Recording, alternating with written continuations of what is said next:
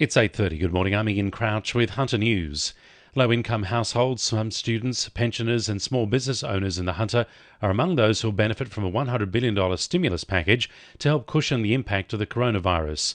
Federal Parliament passed the income support measures last night. The government will also extend the benefits to include more than 200,000 students across the country on AusStudy and the Youth Allowance. Treasurer Josh Frydenberg says it's about dealing with the economic impact of the coronavirus pandemic. The Australian Parliament has acted in the best interests of the casuals and the sole traders and the retirees and those on income support and the Australian students who are going to need these extra funds to get them through this very difficult period. Hunter New England Health will begin contacting patients due to have non-urgent elective surgery to advise their procedures are being postponed.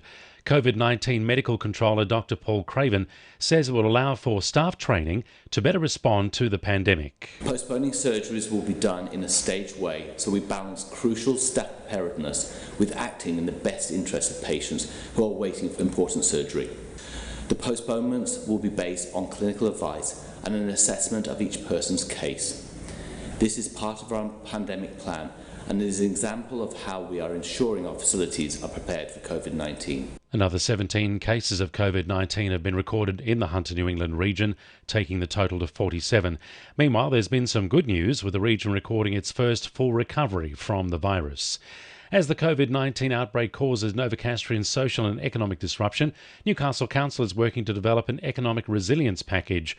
The package will be discussed tonight and look at ways of developing the area's local skills base and improving digital literacy for small businesses as they face supply chain issues, reduced economic activity and elevated unemployment.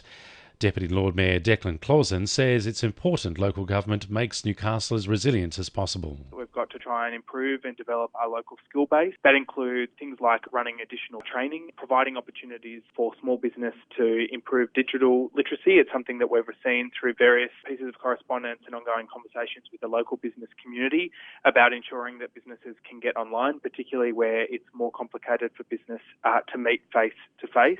Newcastle Council is working on a revised 2020 and 21 budget expected to be finalised by late May. The budget is being reworked in the light of the coronavirus pandemic, which is placing increasing pressure on both councils and the community's finances. The original budget is available on Council's website, with the new budget to be discussed at tonight's meeting. In other news, police have released a description of a man wanted over a reported child approach incident at Scone last night. An 8-year-old girl has told police she was in the front yard of her home in Waverley Street at about 6 p.m. when a man got out of his ute and grabbed her by the wrist. She pulled away and ran inside to alert her mother.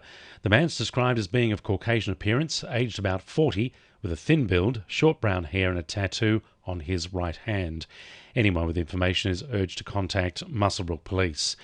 27 Lake Macquarie sporting and cultural organisations have successfully secured grants under the Community Building Partnership Program.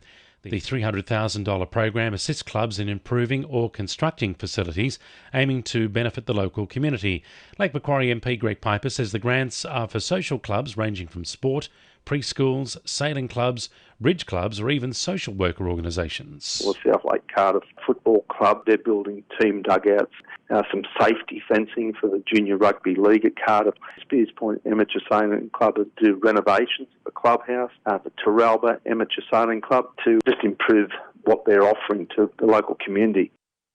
2NURFM Sport. The coronavirus pandemic has forced the NRL to suspend their season for the first time in 112 years. NRL Chairman Peter V'landys and CEO Todd Greenberg made the announcement at a media conference last night and has not given a date as to when the game will resume. All players across clubs have been told not to attend training today. Peter V'landys says they're trying to find a way to recommence the season. We are going to put a time period to the suspension. We are going to look at every available option to us in the next week or so as to how we can recommence the season, be it in other areas, be it in northern Queensland. All the options are still on the table. Newcastle Sam Pullman was looking ahead to the opening round of the Super Netball competition on May 12, but the COVID-19 pandemic has halted proceedings. Pullman, a defender for the Sydney-based Giants, is among many athletes sidelined, with the competition being postponed till at least June 30. And local product Tex Hoy is in line to make his NRL debut for the Newcastle Knights when the suspension of the game ceases. And the winning numbers in Monday Lotto are 20, 10, 42, 16, 24 and 18, and the supplementaries are 41 and 2. 2NURFM News Time, 25 to 9.